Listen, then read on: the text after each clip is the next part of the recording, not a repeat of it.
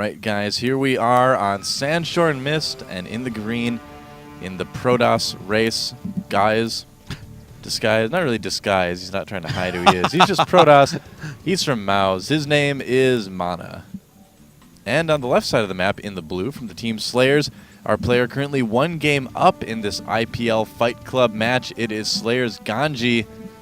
I don't know, man. You think he can take it home this game? The way he's been playing these past 4 games? Yeah. Yeah, I mean, I think it's a very uphill battle for MaNa right now. I don't think he has to necessarily do something crazy and off the wall, but I do think that he has to make a statement right here. I do think that it's going to have to be something that tricks GanZi rather than just trying to play him straight up in like a mid-game fight. I'm going to be honest with how I think about this matchup. I think in the first couple of games, GanZi was trying to kind of put on a show. He was just kind of messing around a little bit, and MaNa was killing him with pretty basic timings. And I'm like, well, this is a little bit odd that GanZi would just be losing to this. I know he's kind of having fun. It's a show match and all that. And then we saw the game after he'd gone down 3 games. He got serious. He started to do really intelligent builds, read his opponent really well. And I felt like, then we were seeing Code S GanZi and not just, I'm going to have some fun GanZi. And, at this point, unless something changes, SlayerS GanZi is just straight up outclassing mouz.MaNa at this point. He is through this point, and you know what? Code S GanZi is a beast, I have to say. So, he is, yeah. All right, the map is ESV Sanshorn Mist, and I said we'd take a quick look at all of our new maps. The most important feature, arguably, is the Space Shark that's sitting in the middle of the map. But this is another one of our maps. Shark just freeze? Yes, he did, as a matter of fact. I think oh, no, the shark is stuck. No, Space Shark! Oh, no. Anyway. What did you do to that shark? Only one XLNAGA tower. Thing. And you can see the range because of the way that MaNa just cut through the fog of war nicely for us that it actually hits. So, the shark is stuck. Yes, it is. So you have attack paths through the top and through the bottom that are not detectable by that XLNAGA tower.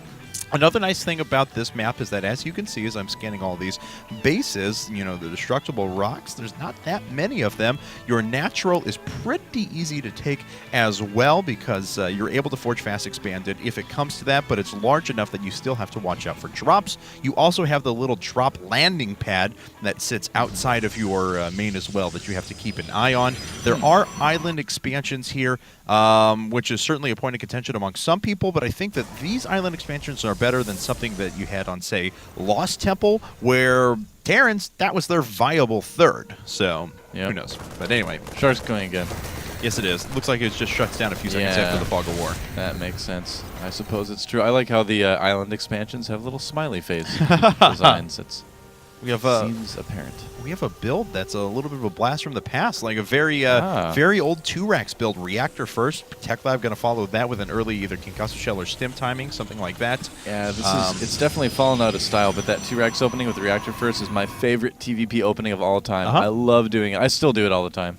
And we'll see if GanZi is still in high-class Code S form right now because he has been looking good. He's going to start expending some of that gas. We'll see if it goes to Concussive Shell or Stim. Yep, Concussive Shell and Marauders. Or Combat Shield. Oh, Combat Shield. LOL. I was actually thinking to myself, I said, I just said Concussive Shell and Stim, and he's going to pick Combat Shield. Yep, exactly. Well, this kind of opening allows you to put some pressure on your opponent. The only problem is that, if your opponent pushes with the early Stalker, you're going to lose a Marine or two unless you're very, very careful with that.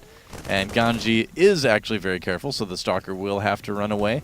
But, he'll be able to put some decent pressure on his opponent. A lot of people do decide to go with Concussive Shell first when they do this sort of opening. He's going with Combat Shields. I wonder if he's going to still get Concussive Shell right after and just try to time it out like that.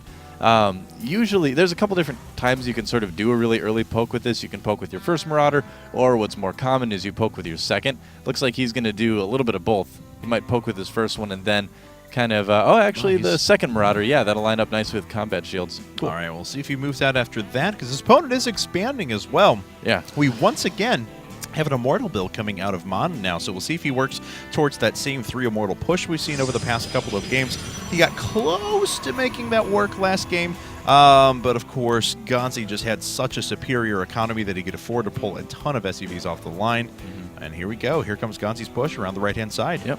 Going around the XLNAGA tower. I like this. Combat Shield's finishing right now, and you know what? Concussive Shells is actually going to finish by the time he gets there too. So this is a really nice opening for this map. It's going to be interesting to see how much damage he can do. As you can see, mouz.MaNa only has a couple sentries out right now, so it's all going to depend on the force fields, because this could be a pretty beefy push. I believe, yeah, that this is a 2 force field ramp, though. Maybe, yeah, I think it is. I'm almost positive it is. So he Looks already like 3 to me. already has quite a bit of energy saved up, so I think he's going to be able to cut the first round in half, but he just doesn't have any other units out there. Yep, oh, no! There he goes. Oh, he's not paying attention. No, oh, the no. high energy sentry goes down. This could be disaster. Yeah, immediately pulling a lot of probes. He does have 2 Immortals, which is pretty nice. That helps too. Oh, catching the Marauder. That also helps. The second one's not going to last very long against those Immortals, but he's still going to take a lot of damage. Losing those sentries is not something you want to do early on. Oh, I can't believe that one got to get away. Yeah, it did. Yeah. Okay, so a little bit of a turnaround there for MaNa, because that was the brink of disaster for MaNa. He lost all 3 of those sentries without getting off too many force fields, and even just one of those Immortals or whatever, that could very well have been game right there.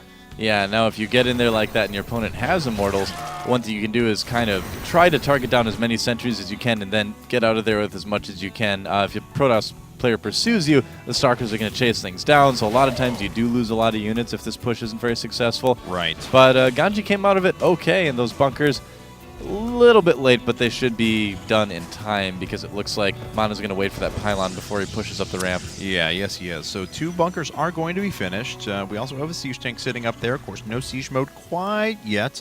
It is still going to prove to be very powerful against those Immortals. How many gates is MaNa on right now? Just 2? No, 3, 5 and then gates. he has 2 more Yeah. finishing up. Okay, I didn't know if it was 2 going to 4 or 3 going to 5.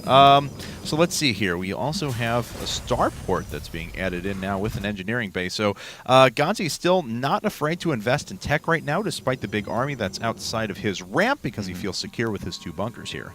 Well, it's interesting that he is investing in a tank there, too. That's kind of an interesting choice.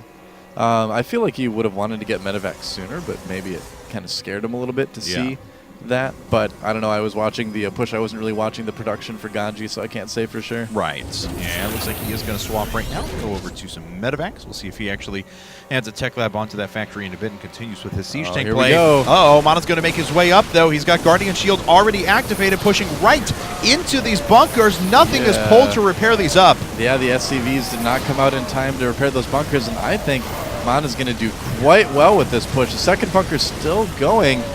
Finally takes it down. Those 3 Immortals, those still alive. Here come the SCVs. Wow. Yeah, there's not much left up for GanZi. GG. PGGs, and ladies and gentlemen, we are going to move into the 9th game now.